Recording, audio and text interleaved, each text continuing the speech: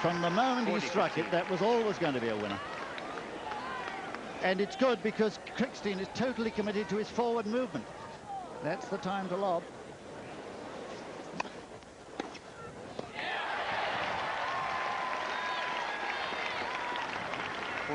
John, I imagine there have been very few matches, big matches, that Edberg has played where his serve has been so irrelevant to the match. Quite right. I mean, it's a very painful experience when you rely so much on that sort of a weapon to have it blunted by so many great returns of serve. Even though he's been taking the pace off it a little bit to try and get a high percentage of first balls in, which he has done.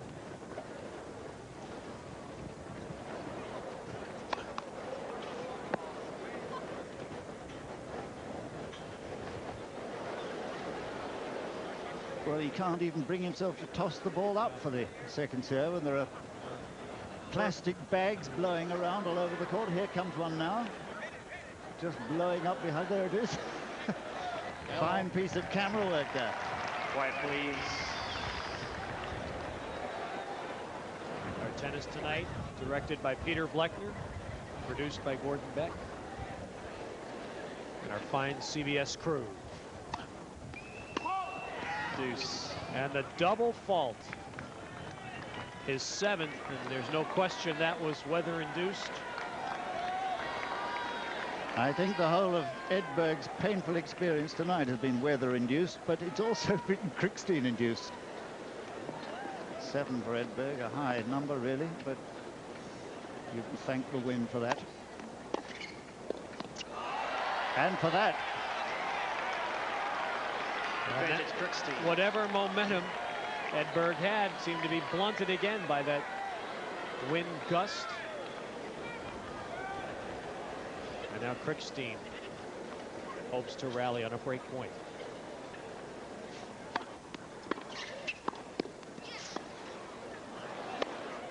Dave Krickstein.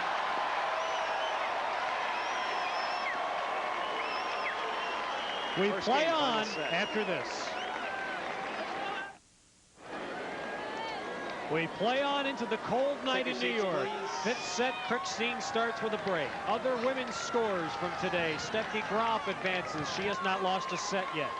Martina Navratilova the same. Quiet, please. And Chris Evert also without losing a set is to the quarterfinals. Quiet, please. Thank you. Gabriela Sabatini is there with a win. Manuela Maleva also. But the upset, Katerina Maleva, she plays Graf next.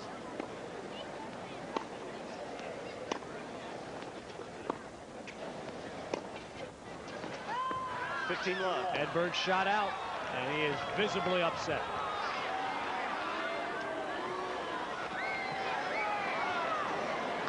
Well, it takes a lot to upset Edberg on line calls, but I think it's the sheer frustration of the whole setting here tonight that's boiling over. More paper coming down. Here it is onto the court. And today, Larissa Savchenko. There's another one. They're coming from everywhere. Plastic bags blowing in the wind. Savchenko of the Soviet Union advancing. She will play Sabatini in the quarterfinals.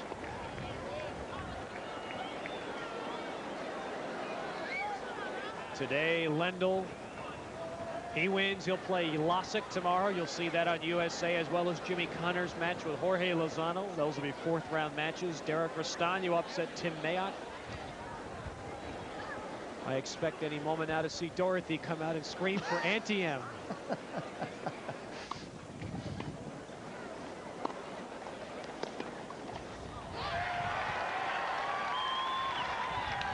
Love.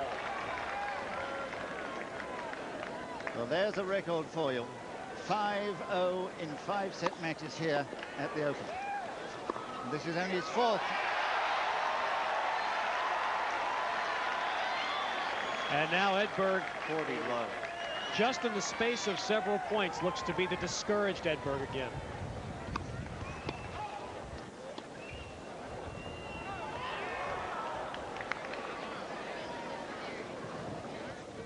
Let. For serve. It's amazing to think that this is only his 4th Open, isn't it? All right now, John, these are conditions not fit for tennis.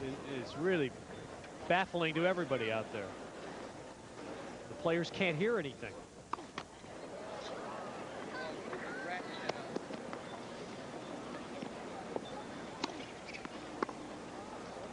And Edberg hits out. 2-love. Krickstein up a break in this 5th and deciding set. 2-love. Well, it would be entirely appropriate if there was another upset. The windy conditions and horribly cold, because only Edberg and Wilander, his fellow Swede, are left as seeds in the lower half. The rest have been blown away, and Edberg could follow tonight. Love 15.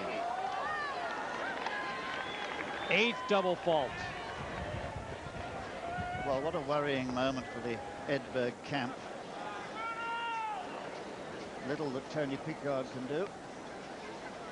He's doing some shivering, I guarantee you that. Well, we are.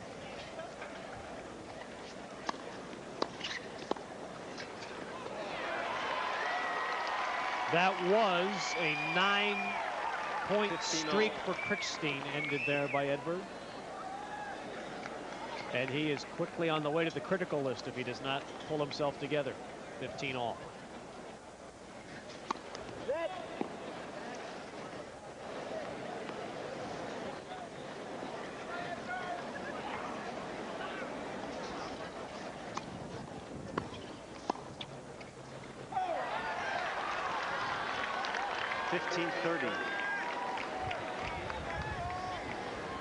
It's a night when the normal becomes abnormal.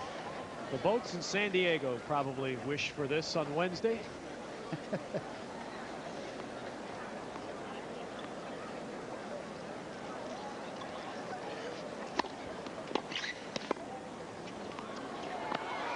Not this time. Pretty all.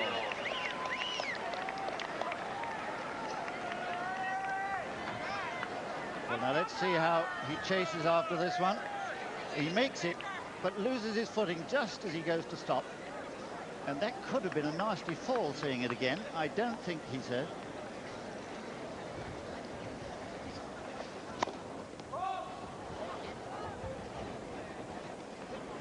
My goodness me, look how many times Edberg has gone to the net. He's won just over half of those approaches. 40-30.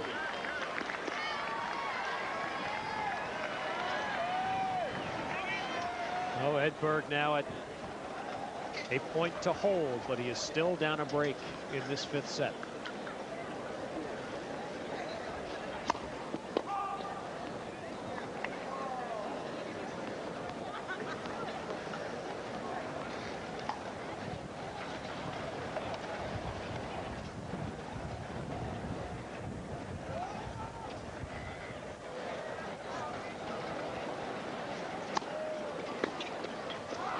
Edberg. And Edberg does hold to stay alive in the match.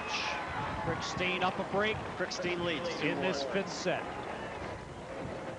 On a night not fit for much. Quiet, so Krickstein about to protect his break of serve.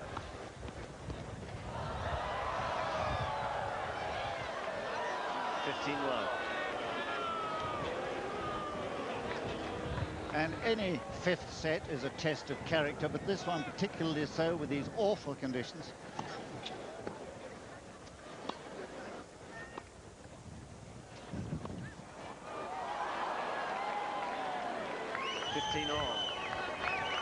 Krickstein with a very, very short toss now. You don't want to throw that ball up any more than you have to. Watch how low this toss will be. Paper napkins blowing everywhere.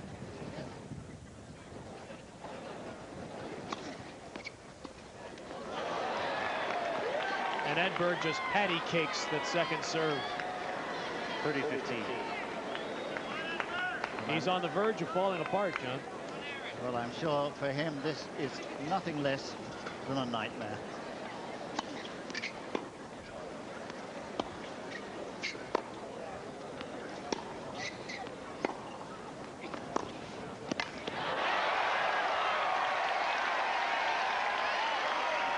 And the remarkable thing is that 40-15. Krickstein can still retain control of the ball.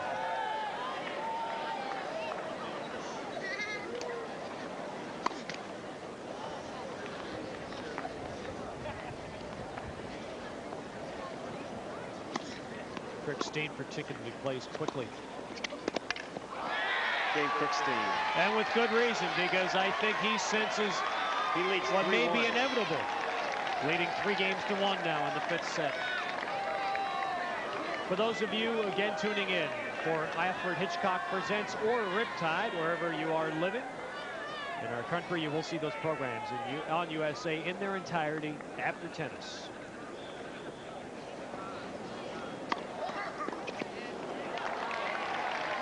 And tomorrow we're back with you at noon Eastern. You'll see Lendl and Connors. And then tomorrow night at 7:30 Eastern, Agassi meets Chang.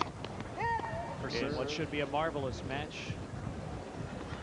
Two young Americans rising in the tennis world. Andre Agassi and Michael Chang live 7:30 Eastern tomorrow night.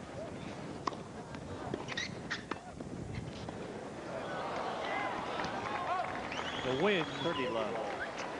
is absolutely playing havoc with any ball now that's hit over the net. This is a moment to keep cool. No kidding. And that's not difficult. Oh. 30-15. Well, let's take a look at that one again. It's a beautifully struck passing shot. He has to rush it. And as so often this evening, at the net, the dipping nature of that pass defeats Edberg. Oh. 40-15. Well, he's really keyed up tonight. He's played some marvelously inspirational tennis when it's mattered.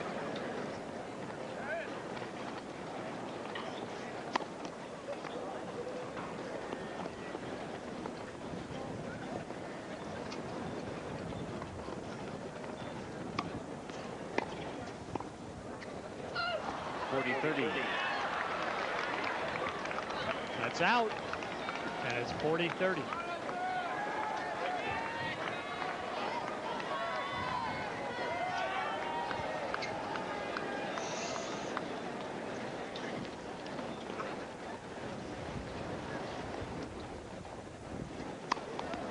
Serve.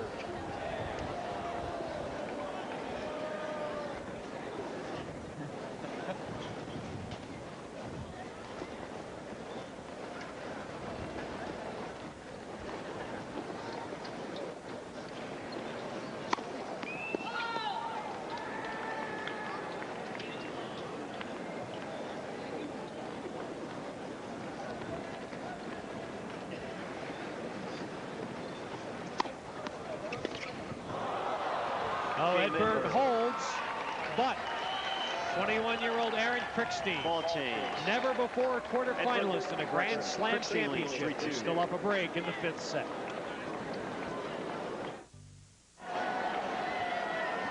It may be another night for an upset at the U.S. Open.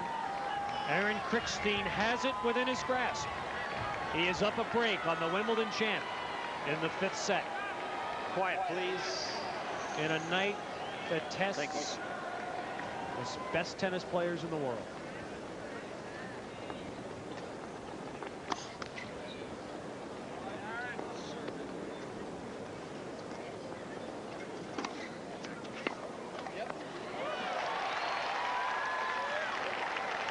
Luck 15. Well, Ted, you know, Krickstein has played so well tonight at the key moments, and if Edberg can now turn this match his way, it will be an immense effort of will.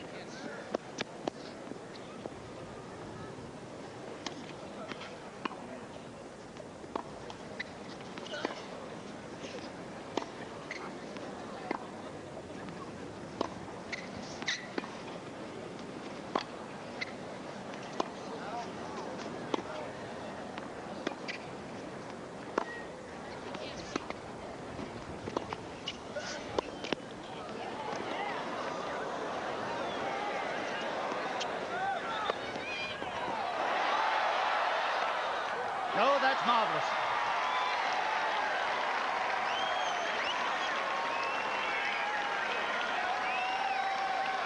A brilliant piece of defense here from Krickstein to get that first smash. He guessed the direction right. And this is not an easy smash by any means. The wind playing havoc with the ball up in the air. Let. First serve. Well, I don't know how anybody heard that let in this howling gale.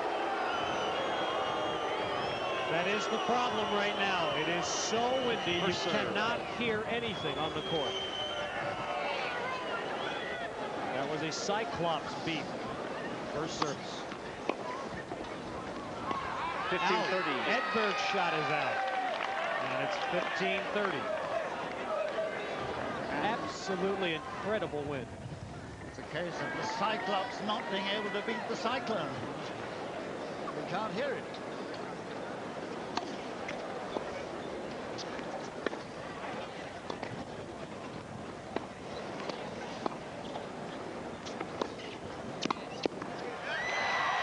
Well, a great player will always get one more chance, and this may be that one last chance for Edberg. He has 2 break points.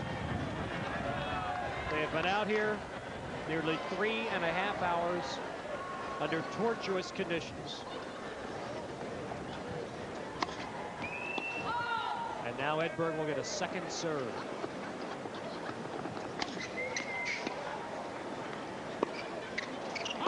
And they are even in the 5th set at 3 games apiece.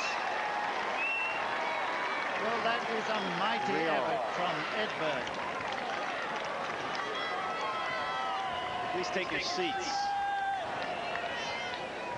Krickstein really can't complain about that. It was taken from him by a very brave performance from Edberg. Dr. Krickstein there, Aaron's father.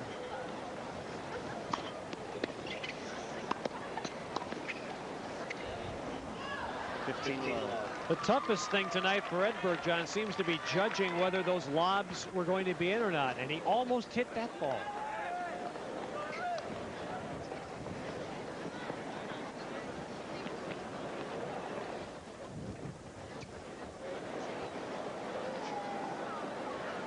And another paper wrapper of some sort has to be collected by one of the ball boys.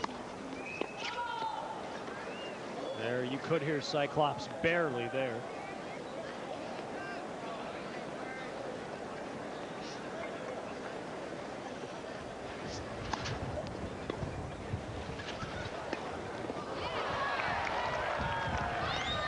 Edberg broke Krickstein to win the 4th set, but was broken back to start this set. And he can't afford to have the same happen here.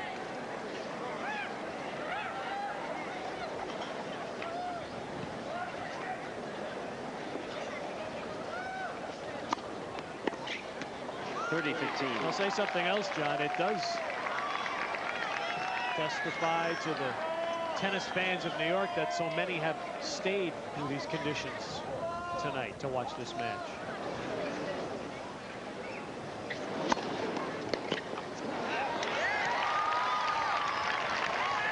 I think many of the fans here still must be frozen solid. Those who haven't got the proper attire.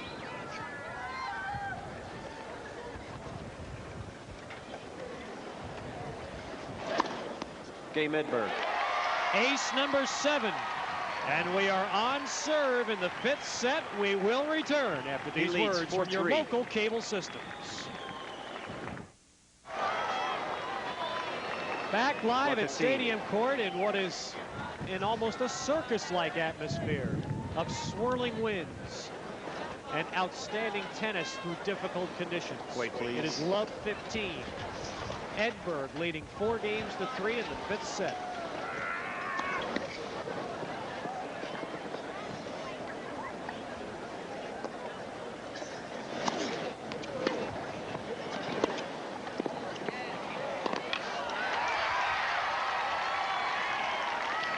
Love 30. And Ted, really, when you think Edberg is ahead for the first time since the end of the second set when he was serving for it. Quiet, please. Since that time, he's always been running uphill. And I think it says a huge amount for his perseverance and improved attitude that he's now leading.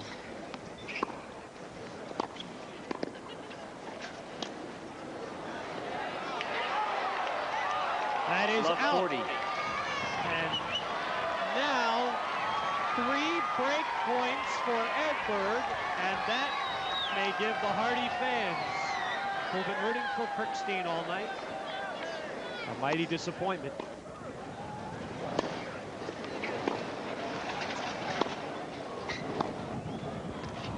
It's 15-40. out, and it's 15-40. But now, John, this is the chance Edberg must not let get away.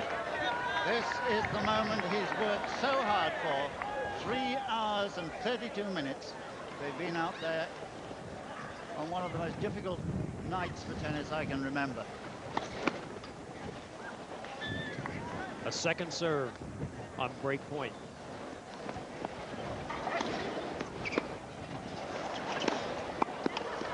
Out on the volley.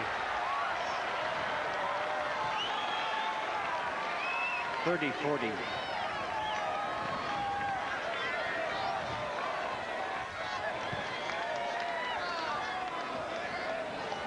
This match has an air of unreality about it. But it's been marvelously competitive.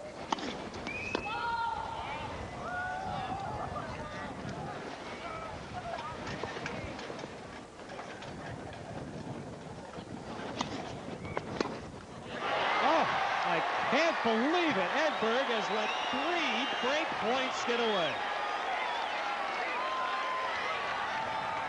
Deuce. Incredible. Well, this match has some way to run yet. Quiet, please.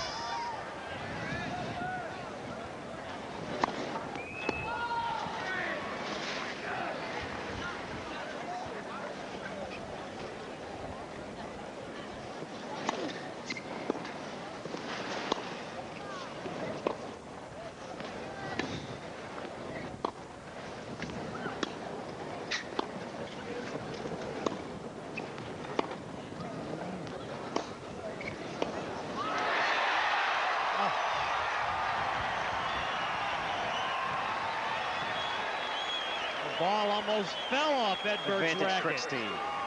And Krickstein may survive this.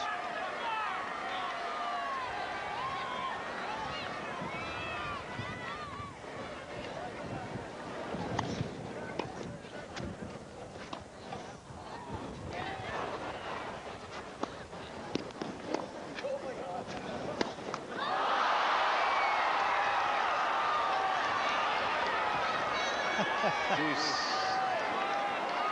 Well, that was not the moment for an error.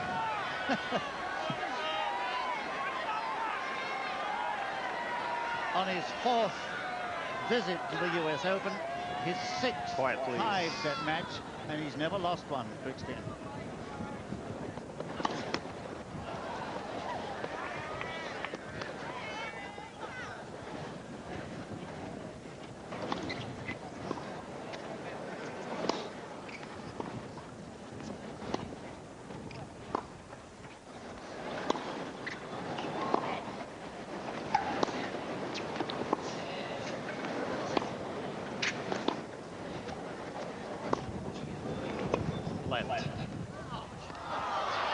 Well, that's because there's something blowing about on the court area. There it is.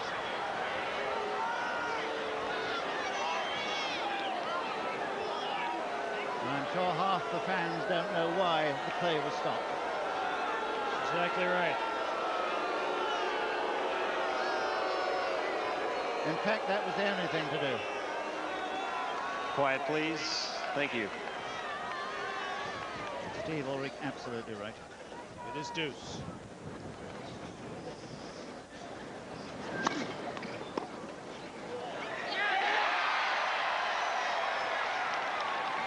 Advantage Krickstein.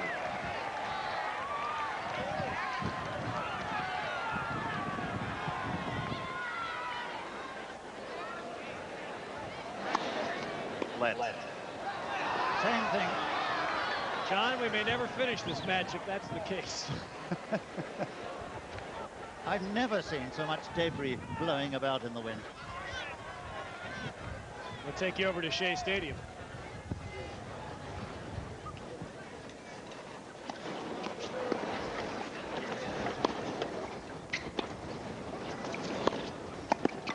Krickstein.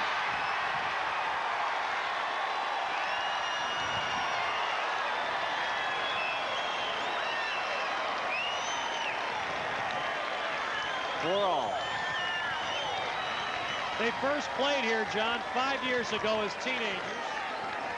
They played a 5th set tiebreak. They may be there again tonight. It could happen again, couldn't it? Quiet, please. Krickstein won that one, and he's never lost a 5-set match at the US Open.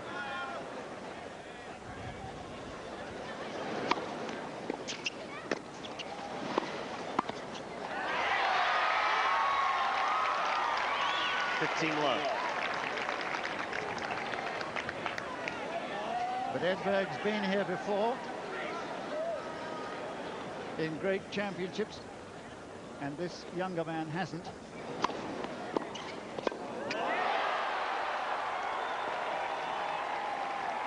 $15-all.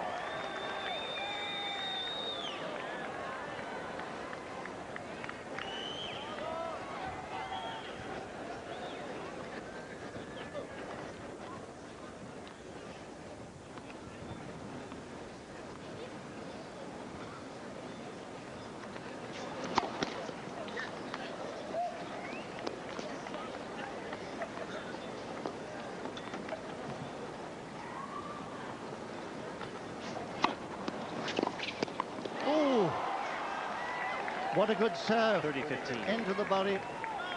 And Krickstein nearly turned it into a brilliantly inspirational return. The net was too high.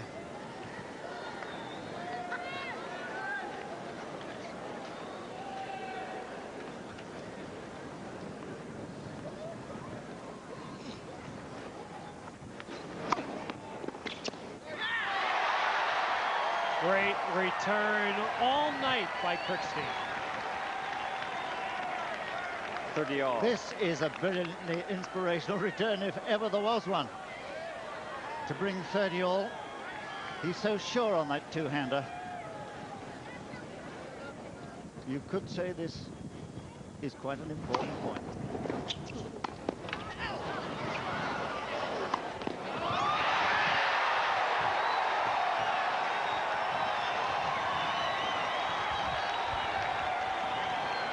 Well, I think the ball was actually going out, the first one that he took.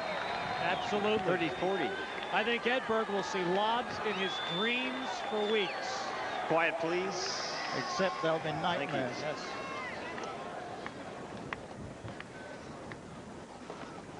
Break point.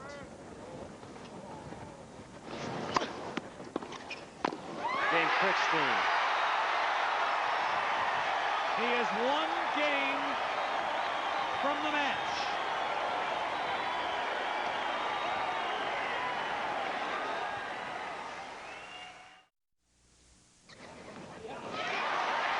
Live at the US Open, Ted Robinson and John Barrett with you. Aaron Krickstein is serving for the match in his 4th round singles encounter with the Wimbledon champ and #3 seed Stefan Edberg. It is love 15. And a beautiful backhand volley under pressure there, giving Edberg the first point.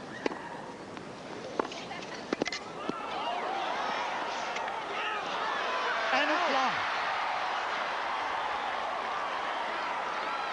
For our viewers in the Eastern and Central 30. time zones, we will be leaving this match at 11:30 Eastern time. However, CBS Sports will continue coverage at 11:30.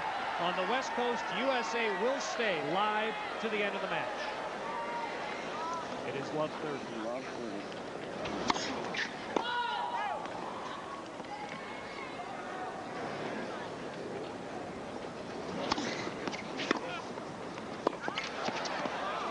Well, it's brilliant.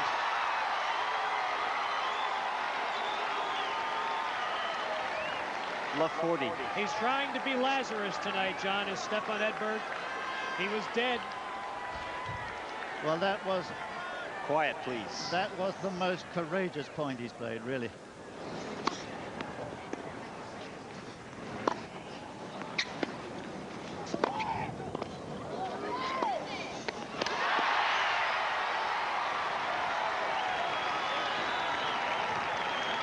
$15.40.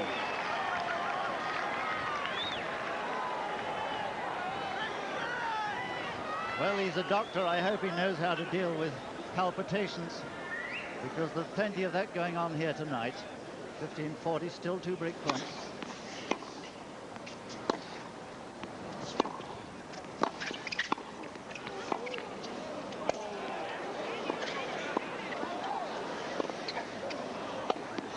There's the break. Game Edberg. Edberg put it away, and he breaks back to 5-all with a broken racket. Unfortunately, for those of you in the Eastern Central Time Zone, we're leading tennis. Tonight's coverage of the 1988 U.S. Open has been brought to you by the Discover Card, the card that pays you back. By Subaru, we build our reputation by building a better car, and by changing times, everything you and your money need to know. CBS Sports continues coverage of this match, except for our viewers on the West Coast, where USA will stay with us. Live coverage to the end of the match.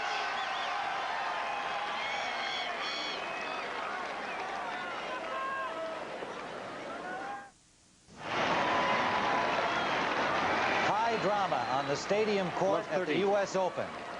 A very windy, chilly night.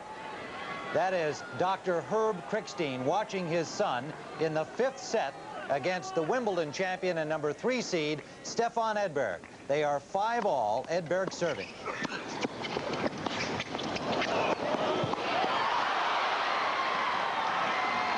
$15.30. 15.30. Edberg won the 1st set. Krickstein won the next 2 in tiebreakers.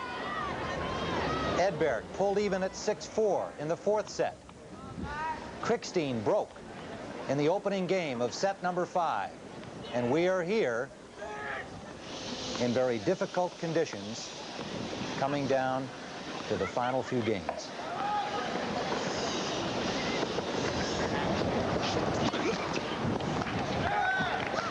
It has been a day of high drama. We'll tell you about the rest of the action as we go along. Right now, we are live.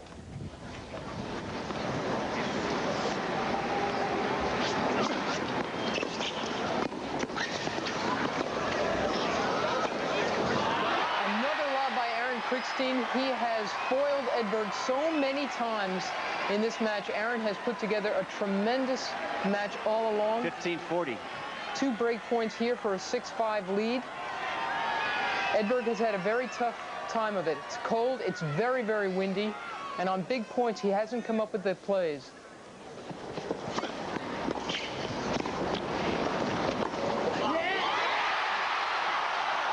It is wide, called wide. 30-40. Could not have been wide by much. Krickstein doesn't even like the call, still can't believe it.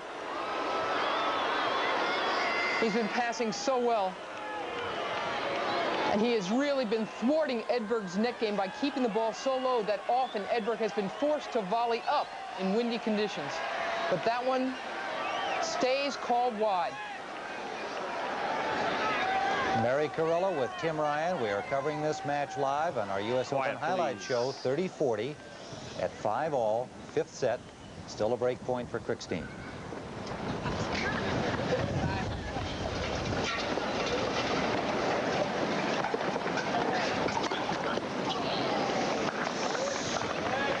Krickstein, one of the young Americans doing so well in this tournament. Game Krickstein. Return. Yet another break for Aaron Krickstein. He will serve for the match when we return. We are back live on the stadium court. Tim Ryan and Mary Carrillo watching Aaron Krickstein serving for the match against the Wimbledon champion Stefan Edberg. 15 love. 15 love. You can see the windy conditions. It's quite chilly out here. Both players have been affected by the wind, but it has definitely bothered Edberg more. In fact, as Mary pointed out, Krickstein has lobbed effectively despite the wind.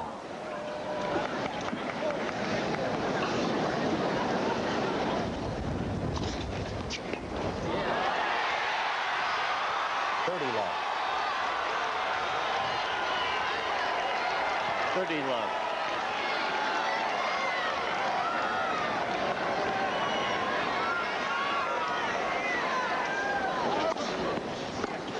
30 love. Match point.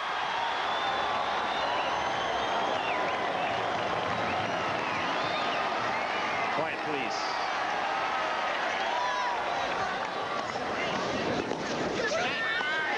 Game, set, and match, Krickstein.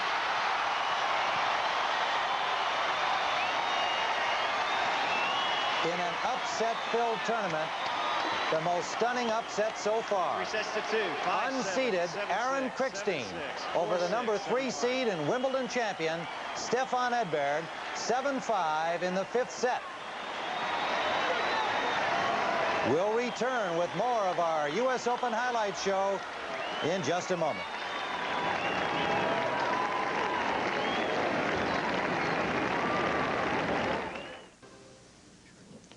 You're looking at Aaron Krickstein just seconds ago, it seems, and that's about it. He knocked off the Wimbledon champion and number 3 seed, Stefan Edberg. Congratulations, Aaron. Did you have any idea going into this match tonight that by the way you had been playing in the tournament, this could happen? I felt I was playing pretty well, and, you know, Stefan's a Wimbledon champ. The last time we played, I beat him here in 83 in 5 sets, so I was feeling good. You know, he'd never beaten me, I guess, so that was the best thing going for me again. But the guy who predicts the matches predicted me to lose in 4, saying 5 years and 3 Grand Slam titles should make the difference. But, you know, I feel if I can get into a match with a top player in the 3rd, 4th, or 5th set, I feel I'm going to win it no matter what. I think I'm now 7-0 or so in the 5th set here in the Open. I'm like 14-3 lifetime, so I really feel good in the 5th sets. Well, let's take a look at the match point, and then we'll come back and talk some more. Let's take a look at your match point, because there was a lot of high drama and a very excited crowd here in chilly conditions. You were up 40 love. You really ripped through this final game. Yeah, it was me serving volleying. Krickstein serving and volleying, right? Beating him at his own game. You know, the most remarkable thing about this whole match, it had so many ups and downs, but he had 3 break points against you at 4-3, which means Stefan Edberg, the Wimbledon champion and one of the best serving volleyers around, had 3 points to go up 5-3 in the 5th set. Talk about that game. Yeah, I mean, if he wins that one of those 3 points, I'm in a lot of trouble again. He was against the win, though, so I think the tables were turning each time whoever was with the win, because it was very gusty out there, and, you know, he had a lot of problems, but it's an equalizer, and so did I. But it was a tight match back and forth. I just happened to win a few of the big points, and, you know, I love it when it gets down to the wire like that. The last couple of months, you've had such a strong record. It's really remarkable. New coaching, new changes in your game. What are you doing? Yeah, well, I've been coming up to New York sometime, working some with Tony Palafox, McEnroe's coach, and my coach from Detroit came in today, Joe Shaheen, and I've actually, you know, felt really good about my game all year. It's just been one, you know, heck of a battle for me as the last 5 years. I've been hurt every year, and, you know, people keep talking about Chang and Agassi, and, you know, they forget that I think I'm only 21, and I've been hurt so much. I think if I was 21 just coming out of college and I won this match, I think everyone would be saying I'm the next, you know, maybe another new hero. But, you know, as far as everyone's concerned, I'm washed up because... Aaron, I think you got their attention tonight. Yeah. Now, what about Darren Cahill? You got to be happy that you're looking at him next. Yeah, I guess so. You know, he's a very good player. He upset Becker. He beat me earlier in the year in Indian Wells in straight sets. So he's a tough player, and after an emotional win like this, it's going to be tough for me, but I'll just have to get ready and play my best because he's a tough player. The thing is, Mats Wilander is the only seeded guy left in that whole half of the draw. It's wide open now. It's definitely open. I feel good about my chances, obviously, but you take them one match at a time, and I'll just celebrate this for a day or so. All right. Congratulations to you, Aaron Krickstein, the biggest win of the tournament so far over Stefan Edberg. We'll be back after this from your local stations.